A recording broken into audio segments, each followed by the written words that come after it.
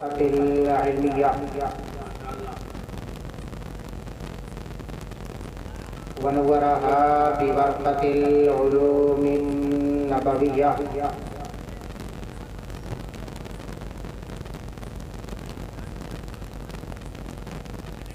وزينها بحضور علمائنا وخطبائنا وشعرائنا الأجلة. سبحان اللہ سبحان اللہ سبحان اللہ. والصلاة والسلام على سيدنا شفيعنا حبيبنا مولانا محمد المصطفى صلى الله عليه وسلم خير البرية وعلى آله وأصحابه الذين تثقفوا بثقافة الدينية والإسلامية. أما بعد، فقد قال الله تبارك وتعالى في كلامه البليغ والفرقان الحميد: أعوذ بالله من الشيطان الرجيم، بسم الله الرحمن الرحيم. إنا نحن نزلنا الذكر وإنا له لحافظون. سبحان اللہ سبحان اللہ. وقال النبي صلى الله عليه وسلم: خيركم من تعلم القرآن وعلمه. صدق الله المولانا العظيم وصدق رسوله النبي الأمين المكين المتين الكريم، ونحن على ذلك لمن الشاهدين والشاكرين والحمد لله رب العالمين. آئیے ہم اور آپ سب سے پہلے مل کر اپنی غلامی کا ثبوت پیش کریں. اپنے آقائے نامدار مدنی تاجدار دونوں عالم کے غمگسار حضور احمد مجتبیٰ محمد مصطفیٰ صلی اللہ علیہ وسلم کے بارگاہ بےکس پناہ میں درود و سلام کا ہدیہ نشاور کریں. پڑھیے بلند آواز سے: اللہم صلی علی سیدنا شفیعنا حبیبنا مولانا محمد مبارک صلی اللہ علیہ وسلم علیک یا سیدی یا رسول اللہ وسلم علیک یا سیدی یا نبی اللہ وسلم علیک یا سیدی یا حبیب اللہ صلی اللہ تعالی علیہ وآلہ وصحبہ وسلم. لاکھ مبارکباد ہیں حضرات جو آج اس جشن جلسے سیدی حضور تاج الشریعہ علیہ رحمت الرضوان میں سرے شام سے لے کر اب تک شریک سعادت ہیں. اور آپ یہ بھی دیکھ رہے ہیں منبر پاک پر تمام تر عبقری شخصیتیں جلوہ بار ہیں.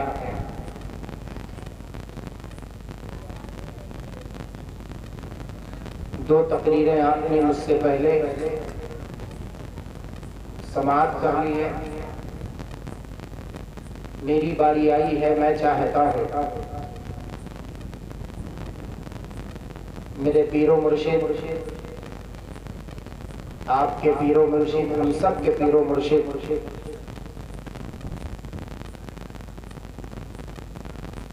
قاضی القضات فی الہند وارث علوم اعلیٰ حضرت جانشین حضور سیدی مفتی اعظم عالم فضیلت العلامہ حضرت علامہ الشاہ مفتی محمد اسماعیل اختر رضا خان المعروف بالازہری والملقب بتاج الشریعہ علیہ رحمت الرضوان کی عرص پاک میں شریک سعادت ہے. عرص پاک کی تقریب ہے. ڈھیر سارے علماء اہل سنت منبر پاک پر جلوہ بار ہیں. ایک طرف شان نعاقت کے ساتھ میدان نظامت کے شہسوار حضرت مولانا طیب صاحب قبلہ مشاہدی بلرام پوری، وہ بھی جلوہ بار ہیں. آپ کا یہ شنکر پور ہے. بہت ہی اچھے انداز میں آپ تمامی حضرات بیٹھے ہوئے ہیں. میں چاہتا یہ ہوں کہ اگر آپ اس کی تقریب میں شریک سعادت ہیں تو کچھ کام کی باتیں ہو جائیں اور کچھ ضرورت کی چیزیں ہم لے کر اپنے گھروں کو واپس ہوں. جلسے کی سرپرستی خطیب اہل سنت فضیلت اللہ وقار درسگاہ زینت درسگاہ حضرت علامہ عبدالوہاب صاحب قبلہ پرنسپل دارالعلوم اہل سنت فخر العلوم بلرام پور تشریف فرما ہے اور سرپرستی فرما رہے ہیں.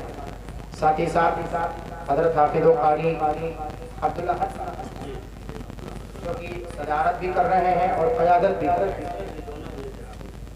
دونوں انہی کے ہاتھ میں ہے اور ماشاءاللہ جتنی محنت وہ کر رہے ہیں مجھے ایسا لگتا ہے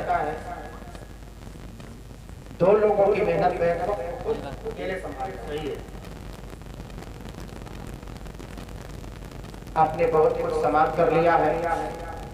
شعراء اہل سنت میں میرے بعد جناب قسمت صاحب تلشی پوری اور جناب انور صاحب سونپوری دونوں صاحبان سے انشاءاللہ تمامی حضرات سماعت کریں گے.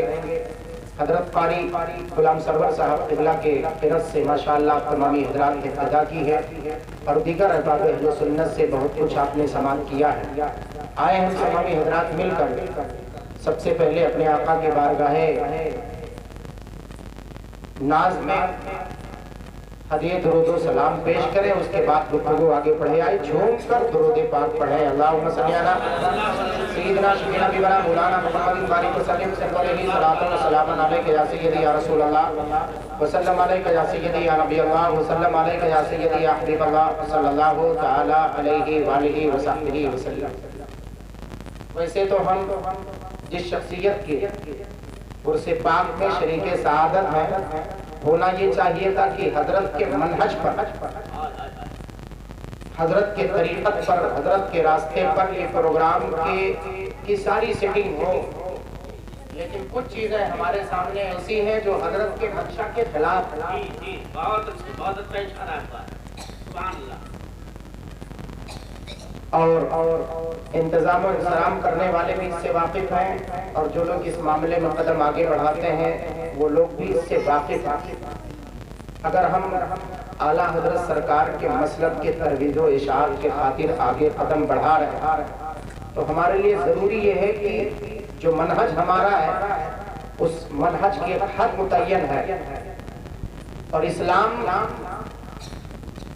چھوٹے پیغام کا نام نہیں، اسلام آفاقی پیغام کا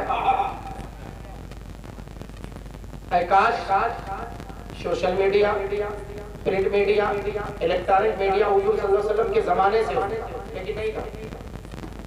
یہ نئی ایجادات میں سے ہے. اس وقت سے لے کر اب تک آپ محسوس کریں اللہ تبارک و تعالیٰ نے اس اسلام کو کہاں سے کہاں تک پہنچایا. کچھ چیزوں کے ظاہری فائدے ہمیں نظر آتے ہیں لیکن ضروری نہیں کہ جس چیز کا فائدہ ہمیں نظر آتا ہے وہ ہمارے لیے فائدے مند ہو. ذمہ دار علماء اہل سنت بیٹھے ہوئے بڑی ذمہ داری کے ساتھ میں گفتگو کر رہے ہیں. بہت اچھے. کیونکہ اختلافات فتنوں کے اس دور نے وہ رخ لیا ہے، اس موڑ پر ہم پہنچے ہوئے ہیں. شخصیتیں ایک دوسرے سے ملاقات بعد میں کر پاتی ہیں، ایک دوسرے کی باتیں گڑھ کر کے اور بنا سنوار کر کے کٹ پیسٹ کر کے دوسروں تک پہنچا کر کے ان کے جوش اور جذبے کو حوصلہ دے کر کے مد مقابل اور میدان میں لا کر کھڑی کرنے والے اگر کوئی شے ہے تو وہ سوشل میڈیا ہے کہ نہیں، الیکٹرانک میڈیا. یہ ہمیں دکھتا تو ہے کہ اس میں فائدہ ہے.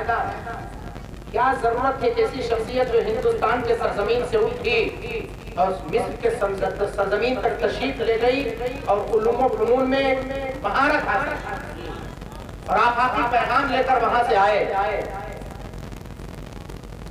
مجھ سے پہلے میں جب جامعۃ الازہر مصر گیا، مجھ سے پہلے جتنے ہمارے ساتھی تھے ان لوگوں نے خود بیان کیا. حضرت خود بیان کرتے کہ جب میرے پیر و مرشد حضور سیدی تاج الشریعہ علیہ رحمت رضوان مصر کے سرزمین پر تشریف لے گئے، بڑے بڑے دکاترہ سامنے تھے، بڑے بڑے علماء سامنے تھے، بڑے بڑے حافظہ سامنے تھے، بڑے بڑے مفکر سامنے تھے. لیکن جب حضرت کی باری آتی، حضرت جب اسٹیج پر آنے والے ہوتے تو سوشل میڈیا والے اپنا راستہ لے لیتے، پرنٹ میڈیا والے اپنا راستہ لے لیتے، یہ سارے لوگ اپنا راستہ لے لیتے. پوچھا جاتا کہ ہو کیا رہا ہے؟ بس ہندوستان سے ایک شخصیت آئی ہے جسے پورے ہندوستان کا سب سے بڑا مفتی کہا جاتا ہے. وہ تشریف لا رہے ہیں اور حضرت سے اگر کسی کو بحث کرنا ہے تو بحث بھی کرے، اگر کسی کو دلیل لینا ہے تو دلیل بھی لے. وہ جس چیز کو ثابت کرنے پر آ جائے وہ اکیلے ہوتے ہیں. اللہ تبارک و تعالیٰ نے انہیں علم عطا فرمایا ہے، سب کچھ عطا فرمایا ہے، لیکن جب بولنے پر آ جاتے ہیں تو ایک طرف اعلیٰ حضرت سرکار کے علوم کی جھلکی نظر آتی ہے، ایک طرف حضور سیدی مفتی اعظم ہند کا فیضان نظر آتا ہے، اور شنکر اور پوری دنیا کا مسلمان جب میرے عبدالرضا خان کے طرز تکلم کو دیکھتا ہے تو کیا ہوتا ہے؟ ارے نگاہ مفتی اعظم کی یہ ہے چلتا کری چمک رہا ہے جو اختر ہزار. آج اگر ہم نہیں مانیں گے تو کل ہمیں دوسری قومیں بنوانا چاہیے. آج ہم بیراہ روی کے شکار ہوئے. شنکر پور کے مسلمانوں آج جتنے لوگ بیٹھے ہوئے علاقہ اردو زبان کے یہاں سے بہت سا دور دراز سے حضرت نے بتایا دور دراز سے لوگ چل کر کے آئے ہوئے ہیں. آپ کا پہلے کچھ سالوں پہلے منہج تھا، ایک اصول تھا، مردوں کا بھی، نوجوانوں کا بھی، ہمارے عورتوں کا بھی، لیکن کچھ سالوں سے ہماری ترتیب بگڑی ہے، ہمارے منہج بدلے ہیں، ہمارے اصول و ضوابط بدلے ہیں. کل نوجوان نکلتا تو اس کی نگاہیں نیچی ہوتی تھی، آج اس کی نگاہیں اونچی ہوتی ہیں. کل ہمارے لوگ نکلتے تھے جب صبح اٹھتے تو اٹھنے کا وقت 9 یا 10 بجے نہیں ہوتا تھا، وہ اس وقت اٹھتے جب سورج کی کرنیں نکلتی نہیں تھی، اس وقت اٹھ کر کے فجر کی نماز کو ادا کرتے تھے. یہ ہمارے وقت کے ذمہ دار وہ تھے جن کو باپ کہا جاتا ہے، جن کو ماں کی منزل دی جاتی. وہ عورتیں تھی کہ گھر میں جب لوگ بچے اٹھتے تھے تب ان کے کانوں تک قرآن پاک کی تلاوت کی آواز آتی تھی، تب وہ سنتے تھے کہ دیکھو ہماری ماں ہیں، ہمارے ماں باپ ہیں، ہم سے پہلے اٹھ کر وہ اللہ تبارک و تعالیٰ کی عبادت کرتے ہیں. آج بیراہ روی کے شکار ہو گئے تو آج دنیا انگلی اٹھا کر ہمیں کہیں بس 4 سے 5 لوگ جانا بس یہ قوتیں کہہ رہے ہیں جن کی یہ طاقت رکھتی ہے. کاش اگر ہم اس کو منا لیتے، جس کو منانے کے خاطر ہم پیدا کیے. وما خلقت الجن والانس الا ليعبدون، جو آفاقی پیغام لے کر ہم پیدا ہوئے ہیں، میں کاش اس پیغام پر عمل کرتے تو آج بیراہ روی کے شکار نہیں ہوتے. ہمیں مسجدوں سے منع کرنے والی دنیا کی کوئی قوت نہ ہو، کیونکہ ہمارا یہ عقیدہ ہے کہ جس پروردگار نے مرض کو پیدا فرمایا وہی شفا پیدا فرماتا ہے، اور یہ مسجدیں کسی مرض کو بڑھاوا نہیں دیتی ہیں. خدا کی قسم دنیا کا کوئی مریض ہو جس کو کہیں شفا نہ ملے، مولا تعالیٰ کے بارگاہ کرم میں آ جائے اور اپنے زمین آج کو دیکھ کر کے اس کی بارگاہ میں عقیدت مندی کے ساتھ اگر مانگ لے تو کہنے والے کہہ دیتے ہیں ارے جو ہم مانگتے ہیں میں قدے میں کمی ہے کیا، جو کمی ہے ذوق طلب میں ہے، جو ہم مانگنے والے ہاتھ آئے وہی پاتا ہے وہی بچا. کمی ہے کیا؟ آج بھی وہی ہے. مانگنے والوں کی کمی ہے، بس مانگنے والوں کا طرز بدلا ہوا ہے، مانگنے والوں کی انداز بدلے ہوئے اور ہمارا طرز بدل گیا. سنیں، جب سے ہم بے نمازی ہوئے تب سے ہمارا نقصان کیا ہوا؟ جب سے ہماری مائیں بہنیں بے رقاب ہوئی، بازاروں میں پھرنے لگی، تب سے ہمارا انجام کیا ہوا؟ جب سے یہ نوجوان نگاہیں اٹھا کر کے چلنے لگے تب سے انجام کیا ہوا؟ یہی وہ نوجوان تھا جو کل عشاء کی نماز پڑھ کر اپنے بستر پر سو جایا کرتا تھا، آج وہ کھانا کھاتا ہے اس کے بعد بستر پر چلا جاتا ہے. 12 بجے رات تک اسے نیند نہیں آتی ہے. آخر وجہ کیا ہے؟ کیا ہے اس کے ہاتھ میں؟ کون سا تحفہ آپ نے دے دیا ہے؟ آپ کہتے ہیں کہ میرا بیٹا علوم و فنون کی تحلیل پر پوری دنیا کو اپنے ہاتھ میں لے گئے، بس 5 انچ کے موبائل میں سمائے ہوئے ہے. میں کہتا ہوں کہ مسلمانوں سنو، اگر اس نے تمہیں راستہ دکھایا ہے تو تمہارے نوجوانوں کو برباد کرنے والی کوئی شے ہے تو یہی سوشل میڈیا ہے جو تمہارے نوجوانوں کو برباد کر رہی ہے. بہت اچھے، بہت اچھے. آپ سوچتے ہمارے ہاتھ موبائل ہے، پوری دنیا کو ہم کنیکٹ کیے ہوئے ہیں، کور کیے ہوئے ہیں. کور کرنا یہ آپ کا کام نہیں ہے، ریسرچ کرنے والوں کا کام، ریسرچ کرنے والوں کا کام. کوئی ایک نوجوان پورے گاؤں میں دکھا دو جو بیٹھ کر انٹرنیٹ سے ریسرچ کر کے تحقیقات کے ذریعے کوئی معاملے کو واضح اور منتشر کرتا ہو. نہیں ایسا ہوتا. تب پھر ہوا کیا معلوم ہے؟ ایک بچے تھوڑا سا خاموش رہے ہیں، کچھ بتانا چاہتا ہے. ہوا کیا معلوم ہے؟ اسی مسجد کے سامنے، مسجد کا نام کیا ہے؟ ماشاء اللہ حضور غوث پاک کے صدقے، سبحان اللہ. وہ آقا غوث اعظم جس کے ہم ماننے والے کہتے ہیں غوث کا دامن نہیں چھوڑیں گے. اچھا کتنے لوگ غوث اعظم کا دامن نہیں چھوڑیں گے؟ ذرا ہاتھ اٹھا کر کے بتائیں. سب کی ہاتھیں اٹھیں گی، مجھے پتا ہے سب ہاتھ اٹھائیں گے. جو جانتے وہ بھی اٹھائیں گے، جو نہیں جانتے غوث اعظم کا نام آ گیا نام نہ اٹھے، ہاتھ نہ اٹھے، ہو ہی نہیں سکتا.